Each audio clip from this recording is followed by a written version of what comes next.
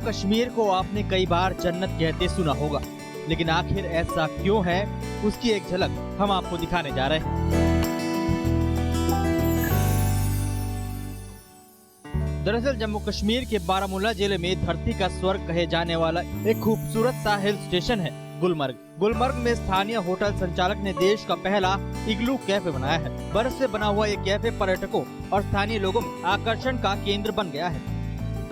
पर्यटक इस इग्लू की फोटो सोशल मीडिया पर शेयर कर रहे हैं और तस्वीरें हम आपको दिखाने का प्रयास कर रहे हैं, जो ये दर्शा रहा है कि अब कश्मीर में किस कदर लोगों के चेहरे पर खुशियां लौटने लगी हैं, खासकर पर्यटन से जुड़े लोगों के चेहरे पर और पर्यटकों के चेहरे पर भी। गुलमर्ग में जब आए थे, हम हर साल आते हैं विंटर्स में यहाँ, और इस बार हम ढूंढ रहे थे कि कुछ नया हो, गुलमर्ग में क्या नया है। तो जब वो हमने सर्च किया तो उसमें ये इग्लू का पिक्चर हमने देखा, तो इट वाज रियली नाइस। हम लोग सर्च कर रहे थे, बल्कि लोकल लोगों को बहुत ज्यादा नहीं पता। हमारे गाइड जो हैं वो भी बोल रहे थे कि I don't know about this place. तो मुझे लग रहा है कि कुछ something new has come up and it's really nice. I think it should be on the itinerary. जो भी विजिट करे, जैसे सारे स्नो एक्टिविटीज करते हैं, उसमें एक पॉइंट ही ऐड होना चाहिए कि यहाँ पर particularly like my kids are not there right now, पर जब वो आएंगे तो मैं चाहूंगी कि पर्टिकुलरली ऐसी चीज को देखें, इसको एंजॉय करें।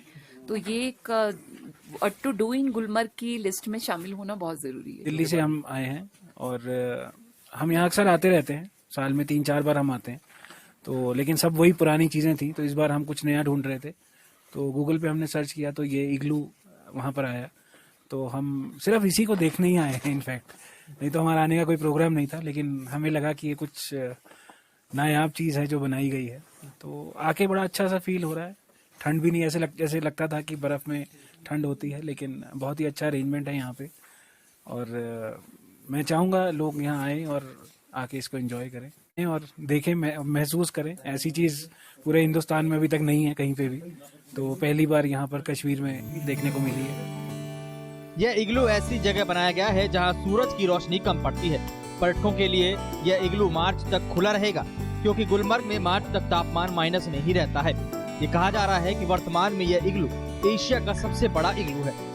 वहीं मुंबई से फिल्म निर्माताओं का आना भी जारी है और उनका कहना है कि अब एक बार फिर कश्मीर में फिल्म बनने की प्रक्रिया शुरू होगी, जिससे कश्मीर में लोगों को रोजगार भी मिल सकेगा और साथ ही इस जन्नत का दीदार हर कोई कर सकेगा। को लगता ही नहीं कि ये एक्चुअली हो सकता है। बॉम्बे से 2 घंटे की फ्लाइट से इतना नजदीक भी है, लेकिन इतना दूर लगता है, लेकिन फिल्मों के जरिए से बहुत नजदीक आ सकता है।